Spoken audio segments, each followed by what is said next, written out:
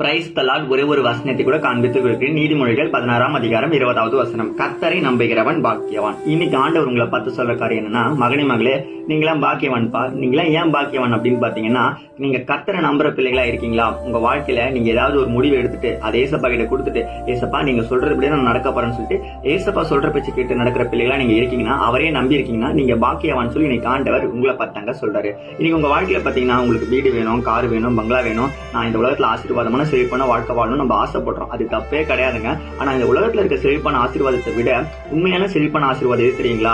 சமாதானமான வாழ்க்கைங்க. அதான் ஏசப்பா சொல்றாரு, இந்த உலகம் கொடுக்க முடியாத சமாதானம் நான் உங்களுக்கு தருகிறேன்ட்டு. சண்டை இல்லாத வாழ்க்கை, பிரச்சனை இல்லாத வாழ்க்கை, நமக்கு டென்ஷன் இல்லாத வாழ்க்கை, சந்தோஷமான வாழ்க்கை, நம்ம சுத்தி இருக்க ஜனங்க கிட்ட எல்லாம் சமாதானம் ஒற்றுமையா வாழ்ற ஒரு வாழ்க்கையை ஏசப்பா நமக்கு தராராமா. அதான் அவரே சொல்றாரு, வருத்தப்பட்டு பாரம் சுற்று என்னிடத்தில் வாருங்கள் அப்படின்ட்டு.